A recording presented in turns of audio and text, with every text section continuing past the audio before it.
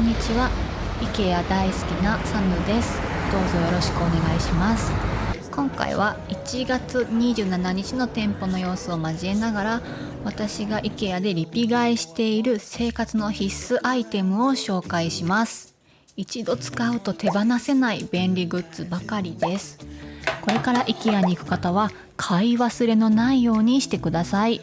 またどれもオンラインでも配送料安く買える小物ばかりですので、ぜひ最後までチェックしてください。では行ってみましょう。1つ目は充電式電池です。何度も紹介しすぎなんですけど、本当におすすめです。電池ってパッと見品質がわからないから安いのでいいやんと思いがちなんですけど、100均とかいろいろありますよね。でも比較検証してくださってる動画を拝見しますと、やっぱり電池って品質ばらつきが大きいなっていうのがよくわかります。大体の動画で IKEA の充電式電池すごいなってことになってるんですよね。この1月に値上がりがついにあったんですが、まだ安いと思います。日本製です。ちなみにこちらのコイン電池もいろいろな方が検証してて評判がいい商品です。私は最近アップルの AirTag の電池が切れそうだったので購入して交換しました。続きましてキッチンの小物コーナーに売っているコースターです。何個あってもいいコルクで可愛いコースターなんです。もちろんコースターとしても使うんですけども、それよりちょっとした小物を置くのに使います。アクセサリーや鍵など置いたり、名札の特等席にしたり、組み立て中のネジやピンの一時置きにしたり、縁がいい仕事するんですよ。お値段もお手頃ですのでぜひ買ってみてください。続きましては紙ナプキンです。 IKEA には安くて可愛い紙ナプキンがたくさん売ってます。行くたびに違う柄出てませんかってくらい入れ替わる商品です。特に可愛い柄はすぐに売り切れてしまいますので、見かけていいなと思ったら買っておいてくださいね。意外とこのミニサイズの方を便利に使ってます。紙ナプキンは油をよく吸いますので、お菓子の下にちょっと敷いておくと見栄えもいいですし、手拭きにもなりますので便利です。今期発売の紙ナプキンもとっても可愛いです。続きましてトレイです。木製のトレイは IKEA 最強じゃないかなっていうぐらいお気に入りなんです。他社製だと木製なので洗えなかったりするんですが、 IKEA のは耐水性に優れた竹製でできてます。なのでガンガン洗って使ってます。見た目もすごくいいんですよね。あと軽いです。皆さんもきっと家族の人数分リピしたくなると思います。今拭いてますけど全然べちゃべちゃなまま乾かしてる時もありますよ。本当は良くないですけど、でも全然1年以上健在ですね。ちょっとキッチン用品が続きましたので、箸休めにタブレットスタンドの紹介です。こちらの竹製のタブレットスタンドです。便利なので我が家では1人1個持ってます。この細い薄いデザインが素敵ですし、ナチュラルで可愛い見た目も気に入っています。タブレットスタンドというより書類立て、本立てとして重宝しています。子供はデスクで教科書を立てて使ったり、タブレットを立てたりしています。他のタブレットスタンドより角度が立っていて、ビデオ通話する際にもいいです。また折りたたみ式ではないのでタップしたり操作しても安定していて倒れません。私もパソコン作業するときに書類を立てたりレシートを立てたりしたりして重宝しています。立てると小スペースになるからいいんですよね。使わないときはワゴンに引っ掛けておくこともできます。続きましてタオルです。タオルは IKEA のものをリピしています。特にこのミニバスタオルがすっごくいいです。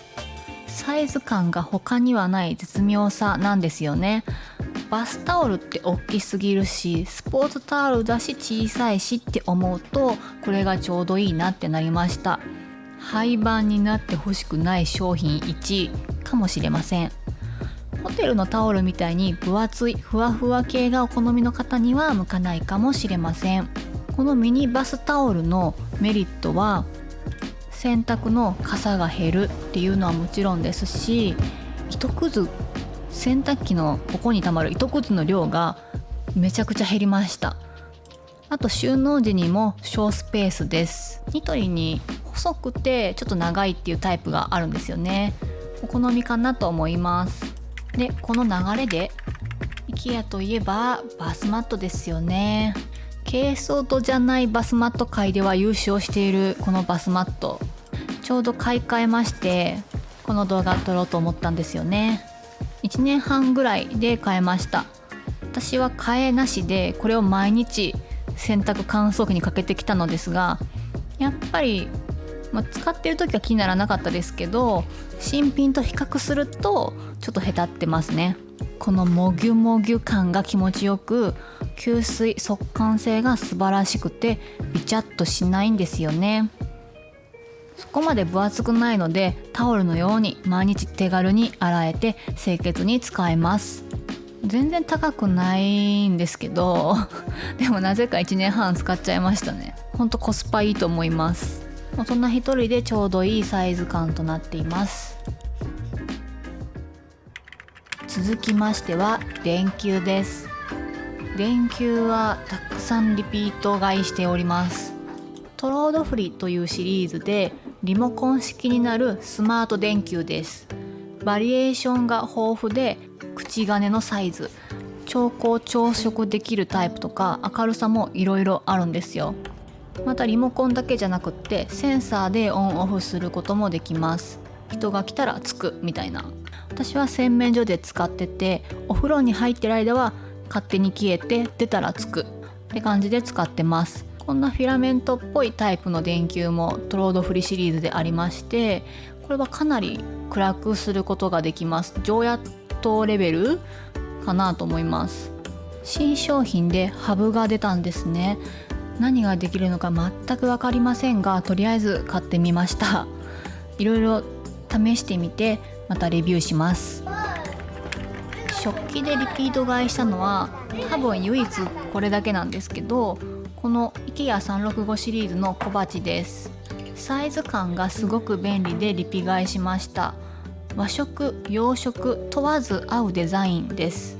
なので食器をそんなたくさん持ちたくないのっていう方にもおすすめです。素材は超石磁器製なので耐久性に優れています。 IKEA のレストランでもこの素材の食器たくさん使われてますよね。ガラスの保存容器も IKEA でリピ買いしています。ガラスの容器って重たくて使いにくいのかなと思ってたんですけども、洗いやすいですし匂い残りしないのでプラより扱いやすいなと思っています。 IKEA のは蓋が別売りになっていて、プラ、竹などから選べるのが特徴です。私は竹の方が好きです。竹の方もちゃんとパッキンがついているのでこんな風に密封することができます。開けるときは角からいけば簡単に開くことができます。